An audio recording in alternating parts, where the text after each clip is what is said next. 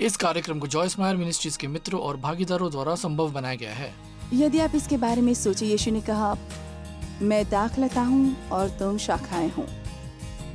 यदि तुम मुझ में बने रहो तो तुम बहुत अधिक फल लाओगे। खैर, फल एक शाखा पर नीचे लटकता है। वो बस यही कर रहा है कि वो जीवन ग्रहण करे जो आ रहा है दाखलता से और शाखा से, और वहाँ लटके रहकर और उस दाखलता पर निर्भर रहकर ही ये बढ़ता है। और इसी तरह भी हमें यीशु के साथ होना है, हमें उनसे लटके रहना है हर एक परिस्थिति में और उन पर निर्भर रहना है।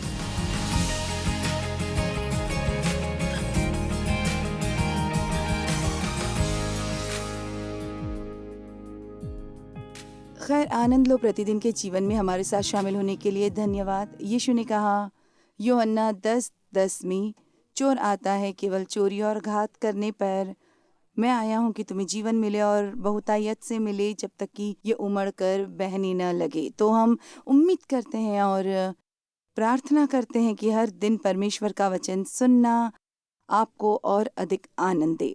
खैर, आज मैं आपसे कुछ ऐसे विषय पर बात करना चाहती हूँ जो मैं यकीन है कि आप उससे बहुत उत्साहित होंगे। मैं आपसे विनम्रता पर बात करना चाहती हूँ। शायद आत्मा का सबसे कठिन फल है जो विकसित हो सके, पर संभवतः सबसे ही महत्वपूर्ण जिसके लिए हमें पवित्र आत्मा के साथ काम करने की जरूरत है, विनम्रता ही केवल एक जहर काट है अभिमान के लिए। और वो कहता है, इसलिए परमेश्वर के बलवंत हाथ के नीचे दीनता से रहो, जिससे वो तुम्हें उचित समय पर बढ़ाए। पर मैंने अक्सर कहा है, यदि आप स्वयं को विनम्र करना चाहते हैं तब परमेश्वर को ये आपके लिए करना होगा, या मुझे ये पसंद है। यदि हम सीख लें निजी रूप से स्वयं में सुधार करना, परमेश्वर हमें हमेशा सुधारने की कोशिश करेंगे। पर यदि हम ना सुने तो वो उसे निजी रूप से करते हैं, फिर ये उसे सार्वजनिक रूप से करना होता है। घमंड सारे पाप की जड़ है। घमंड वो पाप है जो शैतान ने किया है, जो उसे स्वर्ग से निकाल दिया था। उसने कहा, मैं अपने सिंहासन को ईश्वर के तारागण से अधिक ऊंचा करूंगा। नहीं, तुम नहीं करोगे। परमेश्वर इंचार्ज हैं, वो सबसे ऊपर हैं। उनको ये अधिकार है कि उनकी आज्ञा मानी जाए। वो हमसे अपेक्षा करते हैं कि उनकी आज्ञा मानी जाए। वो हमसे अपेक्षा करते हैं कि हम उनकी आज्ञा माने, और यदि हम ये करते हैं तो हमारे जीवन में चीज़ें भली भांति चलेंगी। इसका मतलब ये नहीं कि हर चीज़ परफेक्ट होगी, पर यदि आप वो करते हैं तो परमेश्वर हमसे करने को कहते हैं, तो वो कहते हैं कि तुम्हारा जीवन आशीषित होगा। पर यदि आप वो नहीं करते जो हमसे करने को कहा गया है, तो हम उसे पसंद नहीं करेंगे जिस तरह चीज़ें होंगी। नीति वचन में लिखा है कि घमंड हमेशा विनाश से पहले आता है, और इसमें लिखा है, यदि ये वहाँ हो, बिना घमंड के झगड़ा संभव नहीं है। तो क्या आप बस रुकेंगे और मेरे साथ सोचेंगे उन सब झगड़ों के बारे में जो आज संसार में है? इस पर बस विश्वास ही नहीं होता। वहाँ कितने क्रोधित लोग हैं और ये बढ़ते ही जा रहे हैं। मेरा मतलब है तेजी से। ये ऐसा है कि जैसे आप सब लोग, यदि वे कुछ पसंद नहीं करते तो वो इसे एक बहुत बड़ी बात बना लेते हैं और इसके विरुद्ध हो जाते हैं। हमें इसके लिए प्रार्थना करने की ज़रूरत है कि परमेश्वर हमारी मदद करेंगे उसमें जो हमें करने की ज़रूरत है। उसके अधीन रहें, जिसके अधीन वो चाहते हैं कि हम रहें, उसका विरोध करें, जो चाहते हैं हम विरोध करें, और हमें प्रेम में चलने की ज़रूरत है। मत्ती 24 में यहाँ स्पष्ट लिखा है कि अंतिम दिनों का एक चिन्ह यह है कि शैतान ठंडे प्रेम में गढ़ बनाना चाहता है। यहाँ लिखा है, महान देह का प्रेम जो मसीह की देह है, अधर्म और दुष्टता के बढ़ने से धरती पर बहुतों का प्रेम ठंडा हो जाएगा और बहुत से लोग नाराज होंगे। आज ये बहुत आसान है लोगों के लिए नाराज होना और क्रोधित होना, और वहाँ बहुत कलह होगी। पर यीशु ने हमें शांति के लिए बुलाया है और यही वो चाहते हैं कि हमें मिले, और जहाँ शांति है वही सामर्थ है। पर बिना विनम्रता के हम शांति नहीं पाएंगे, क्योंकि जहाँ घमंड है वहाँ हमेशा कलह होगी। घमंड कहता है मैं तुमसे बेहतर हूँ, घमंड कहता है मैं सही हूँ तुम गलत हो, और घमंड कहता है मैं तुमसे ज़्यादा जानता हूँ। पर हमें स्वयं को परमेश्वर के सामर्थी हाथों के नीचे विनम्र करना होगा। आपको ये सोचने की ज़रूरत नहीं है कि आप दूसरे लोगों से कमतर हैं, पर आपको निश्चित रूप से ये भी नहीं सोचना चाहिए कि हम दूसरे लोगों से बेहतर हैं। सारे दंड घमंड से आते हैं। जब हम लोगों की पीठ पीछे निंदा करते हैं तो ये घमंड से आता है। तो हमारे पास विनम्र व्यक्ति की 10 विशेषताएं हैं और आज मैं जितनों के बारे में बता सकती हूँ बताऊंगी, और यदि मैं सबके सब न बता पाई तो मैं इसे कल समाप्त करूंगी। अब टीवी बंद मत करना, क्योंकि मैंने कहा है कि मैं विनम्रता के बारे में बात कर रही हूँ। महत्वपूर्ण बातों में से एक है जिसे हम सीख सकते हैं, क्योंकि मैं आपको बता सकती हूँ एक व्यक्ति, एक घमंडी व्यक्ति है, उसके जीवन में बहुत बहुत समस्याएं हो सकती हैं। पहली बात जो एक विनम्र व्यक्ति करेगा वो ये है कि वो मदद करेगा जब उसे इसकी ज़रूरत होगी, पर सांसारिक और घमंडी व्यक्ति इसे खुद करना चाहता है और वो इसे अपने तरीके से करना चाहता है, क्योंकि उसे यकीन होता है कि उसका रास्ता सही रास्ता और किसी और का रास्ता उसके रास्ते से बढ़िया नहीं हो सकता। जब हम किसी और से हमारी मदद करने के लिए कहते हैं तो हम उन्हें करने के लिए काम देते हैं, तो हमें उन्हें उस अवसर को देना होता है और कुछ स्वतंत्रता देनी पड़ती है इसे करने के लिए, उस पर आधारित जो वो अपने मन में सोचते हैं कि इसे ऐसे करना चाहिए। पर एक अगुवा या एक व्यवस्थापक या कोई भी जिसके पास अधिकार है, यहाँ तक कि एक बच्चे के माता पिता, यदि आपको हर बात माइक्रो मैनेज करनी पड़े तो वे करते हैं, और यदि आप उनसे उम्मीद करें उस तरह से करने की जिस तरह से आप करते हैं, क्योंकि दूसरा कोई तरीका नहीं है सिवाय आपके तरीके के, तो फिर आप कभी भी किसी की मदद नहीं कर पाएंगे। दाऊद, भजन करता दाऊद ने सचमुच अपने मन में सोचा कि वो गोलियत उस राक्षस को हरा देगा जो इजरायली सेना के विरुद्ध आ रहा है, और किसी को विश्वास नहीं था, राजा शाऊल को भी नहीं, कि वो इसे कर पाएगा। पर आखिर में राजा शाऊल ने कहा, खैर ठीक है, मैं तुम्हें कोशिश करने दूंगा, पर तुम्हें मेरा अस्त्र पहनना होगा।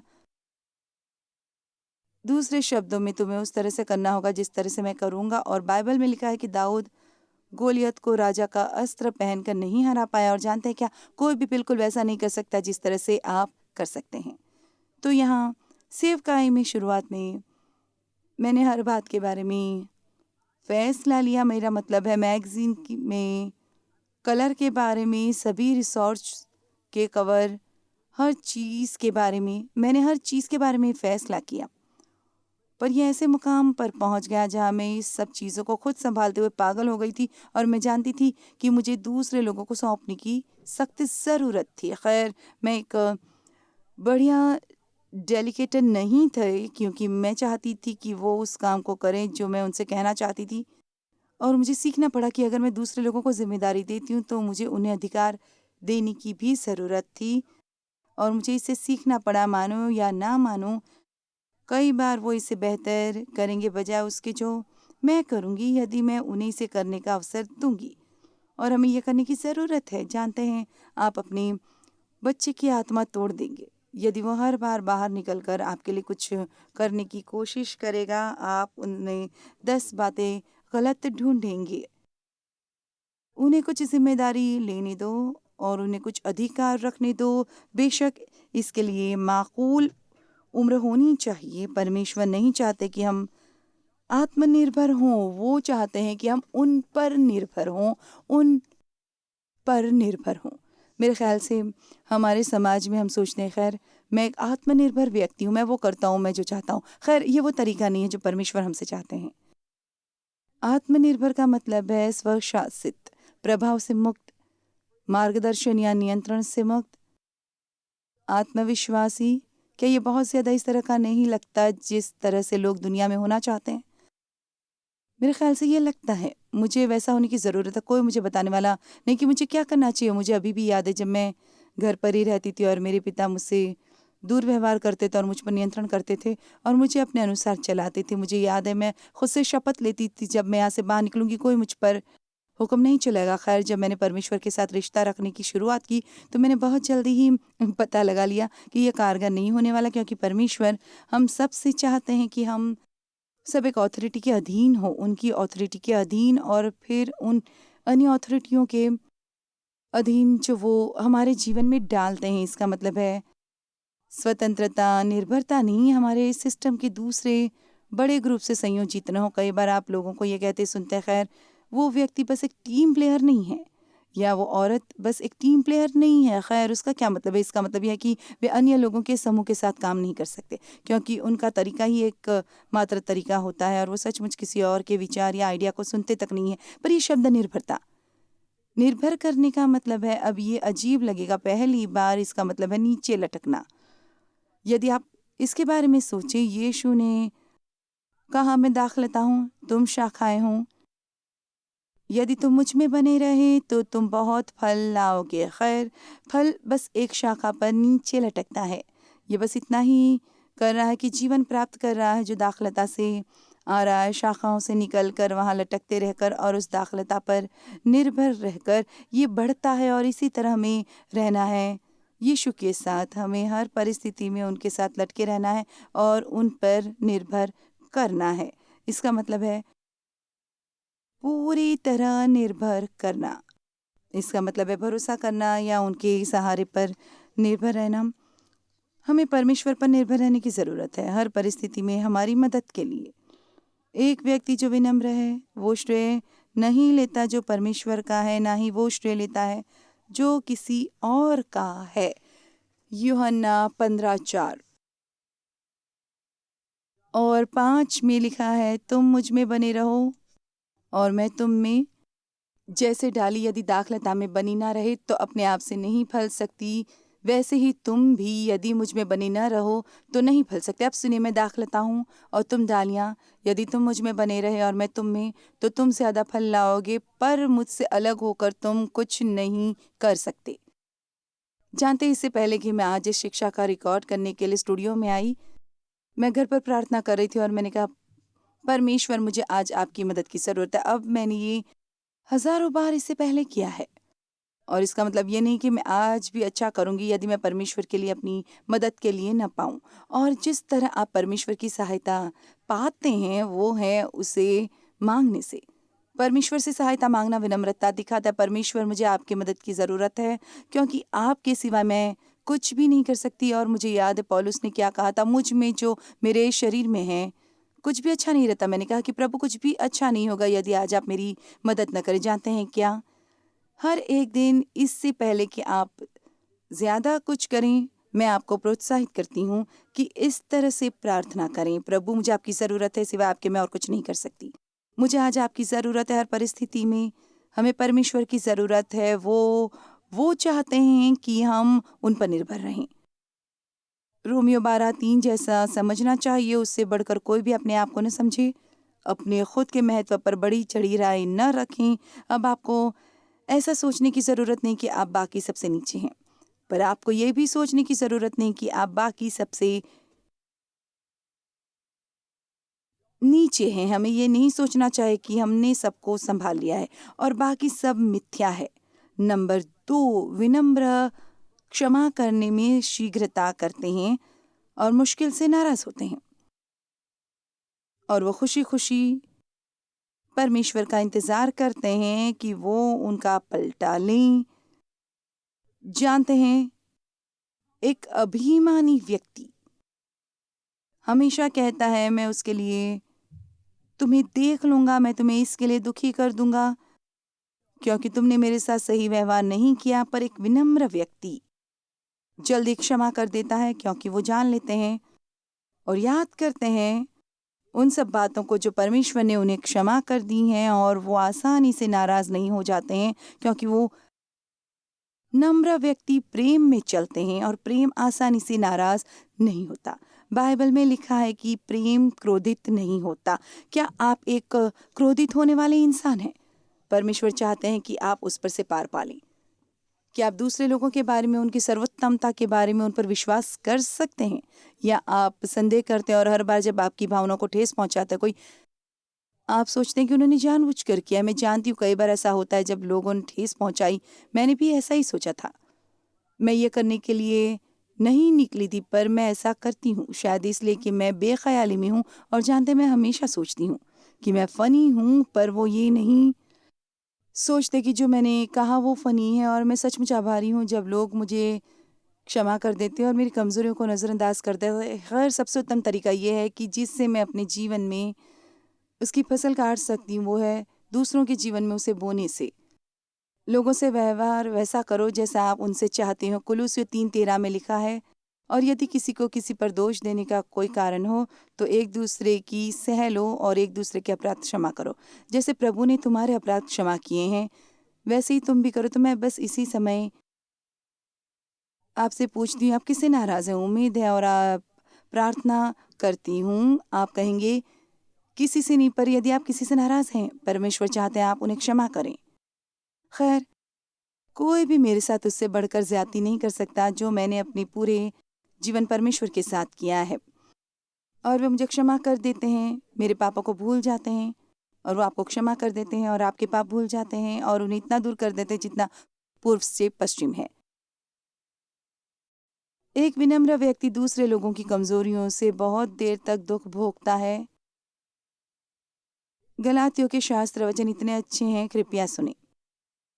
हे भाइयों, यदि कोई मनुष्य किसी अपराध में पकड़ा भी जाए तो तुम जो आत्मिक हो, और बेशक मैं जानती हूँ हम हैं खैर मैं आत्मिक हूँ और खैर मनुष्य ऐसा होता है, कोई जो इसके लिए जिम्मेदार है और पवित्र आत्मा द्वारा नियंत्रित है। खैर, यदि हम पवित्र आत्मा द्वारा नियंत्रित हैं तो हम क्षमा करने में शीघ्रता करेंगे। आप जो आत्मिक हैं आपको उसे संभालना चाहिए। खैर मैं जानती हूँ मुझे वो हिस्सा पसंद है। नम्रता के साथ ऐसे को संभालो और अपनी भी चौकसी रखो कि तुम भी परीक्षा में न पड़ो। ओ माय गुडनेस, क्या ये इतना अच्छा है? दूसरे शब्दों में, यदि किसी और के जीवन में कोई असफलता आती है, एक नैतिक असफलता, या वे पाप करते हैं या वे कुछ गलत करते हैं, नंबर एक, आपको ये नहीं देखना चाहिए कि आप कितनी जल्दी जाकर कुछ और लोगों को ये बता सकते हैं। प्रेम बहुत ही सारे पाप ढांप लेता है, ये उन्हें दोहराता नहीं और बुरी खबर नहीं फैलाता। पर एक और बात जो हमें नहीं करनी चाहिए वो ये है कि कहे खैर मैं ये कभी नहीं करूँगा। ये एक सबसे बेवकूफ़ी भरी बात है जो हम कह सकते हैं, क्योंकि हम सबकी कमज़ोरियाँ हैं और हम यदि उसी परिस्थिति में डाले जाएं जिसमें हम हैं, तब आप सही सही नहीं जानते कि हम क्या करेंगे। मुझे याद है एक औरत जिसके साथ मैं कभी कभी काम करती थी, हमारी कंपनी में एक और लड़की थी जिसका पति उसे धोखा दे रहा था और उसने उसे वापस ले लिया, उसने उसे क्षमा कर दिया और वापस ले लिया। और इस औरत ने मुझे बताया, उसने कहा मैं ऐसा कभी नहीं करूँगी। यदि मेरा पति कभी भी मुझसे बेवफाई करता है तो बस बात ख़त्म, मैं उसे कभी वापस नहीं लूँगी। क्या उसके कुछ वर्षों के बाद उसके पति ने उसे बेवफाई की? उसके मसीह पति ने उससे बेवफाई की चर्च के किसी औरत के साथ। और जानते हैं क्या उसने सब कुछ किया वो कर सकती थी अपने विवाह को बचाने के लिए, और सबसे ज़्यादा ये कि वो उसे लेने के लिए तैयार थी। तो वही बात जो उसने कही थी वो कभी नहीं करी, उसने पलट के कही। और कितनी बार उसने कहा था कि मैं ऐसा कभी नहीं करूँगी, फिर खुद को वही करते पाया जिसको हमने कहा था कि हम कभी नहीं करेंगे।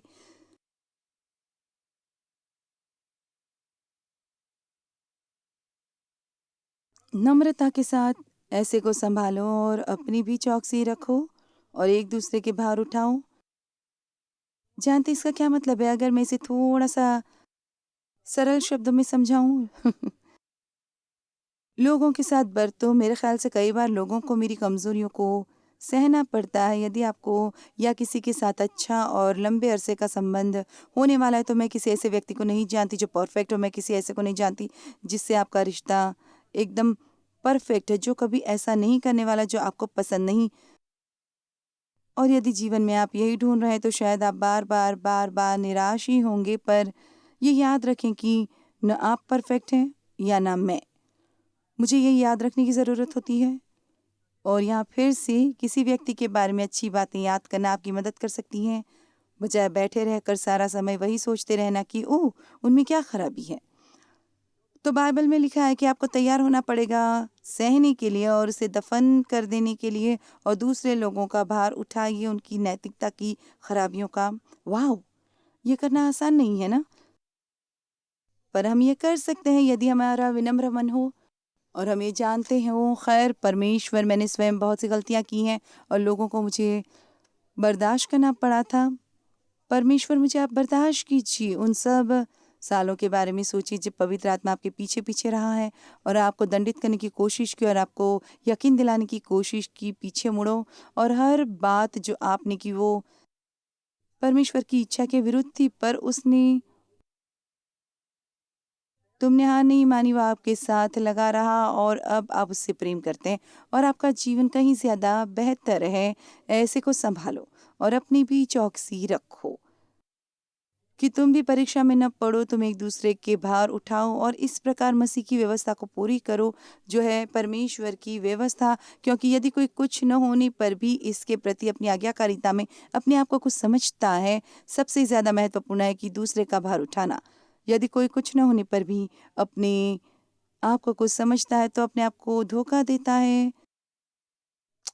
नंबर 3, एक व्यक्ति जो विनम्र होता है, जो मेल कराने वाला होता है और शांति प्रिय होता है, वो शांति के जीवन का आनंद लेता है। जानते हैं, हमने शुरुआत में ही कहा था कि बिना घमंड के झगड़ा असंभव है। खैर, बिना विनम्रता के शांति असंभव है। चलो बस ये कह लें कि जब आप किसी के साथ असहमत होते हैं और शायद आप किसी के साथ बहस में पड़ते हैं और आप दोनों ऐसी बातें कहते हैं जो आपको नहीं करनी चाहिए, क्या आप वो पहले होने को राजी हैं जो क्षमा मांगेगा? क्या आप जल्दी जाकर बातों को संभालने वाले होंगे या फिर आप जिद पर अड़े रहेंगे और सोचेंगे उन्हें मुझसे माफ़ी मांगने की ज़रूरत है क्योंकि वे गलत थे और मैं सही था? जानते, मैं आपके बारे में नहीं जानती, पर किसी कारण मेरे पति ऐसा नहीं सोचते कि उन्हें अक्सर क्षमा मांगने की ज़रूरत होती है और मुझे यकीन है कि आप में से बहुत से ऐसे हैं। यदि आप एक ऐसी औरत हैं जो किसी ऐसे से विवाहित हैं जिसे लगता है कि ये समझ ही नहीं आता, मेरे पति कभी भी मुझे ठेस पहुंचाना नहीं चाहते पर कई बार वो पहुंचाते हैं और हमारे विवाह के शुरुआत में मुझे बस ऐसा महसूस हुआ कि परमेश्वर हमेशा मुझे ही नेक कर रहे हैं कि जाऊं और देव से माफ़ी मांगूं और बातों को सही करूं। और मुझे याद है मैंने कई बार प्रभु से कहा ये मेरी बारी नहीं है, पर बाइबल में तुम्हें कहाँ मिलता है कि तुम्हें माफ़ी मांगनी चाहिए यदि ये तुम्हारी बारी है? असल में मैं विश्वास करती हूँ पहला जो क्षमा मांगता है वो वही होता है जो अत्यधिक आत्मिक रूप से सिद्ध होता है। एक कारण कि देव माफ़ी मांगने की ज़रूरत नहीं समझता वो ये है कि क्योंकि वो बहुत जल्दी ही बातें भूल जाता है, जबकि मैं बातों को पकड़े रहती हूँ और बात को राह का पहाड़ बना देती हूँ। बहुत बार मैं बैठी होती हूँ और उनके आने का इंतज़ार करती हूँ और ये कि वो मुझे बताए कि उसे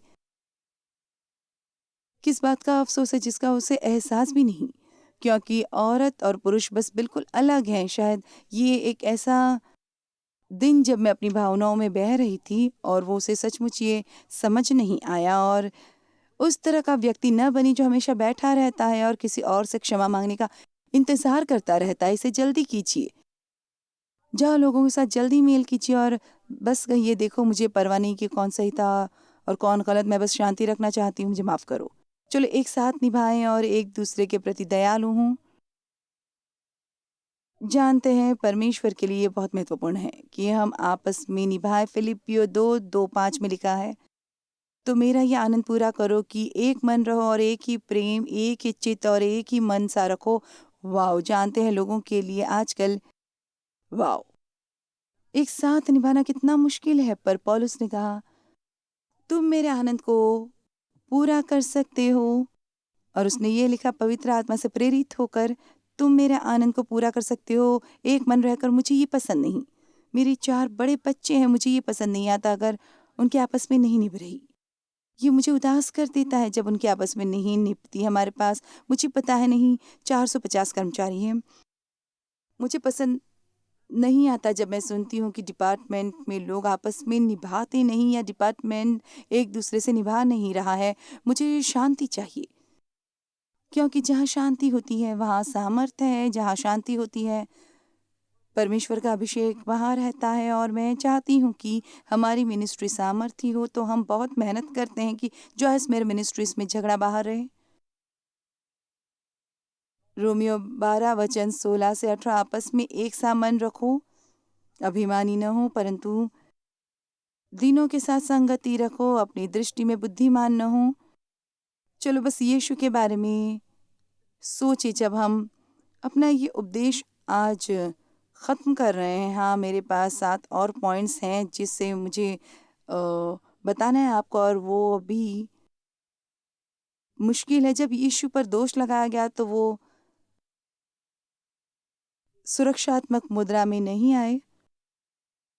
उन्होंने अपने चेलों के पांव धोए। अपने पुनरुत्थान के बाद, अपने मरने और मुर्दों में से जी उठने के बाद, उन्होंने चेलों के लिए नाश्ता पकाया। वो गधे पर सवार होकर यरूशलेम गए। मैं व्यक्तिगत तौर पर सोचती हूँ कि मैं तो एक सफ़ेद रथ पर सवार आई होती। उन्होंने सभी बातें उनसे बिल्कुल अलग सी की जो हम करते हैं। हम यीशु से क्या सीखते हैं? उन्होंने कहा, मेरा जुआ खुद पर लो और मुझसे सीखो, क्योंकि मैं सहज, विनम्र, दीन और तुच्छ हूँ।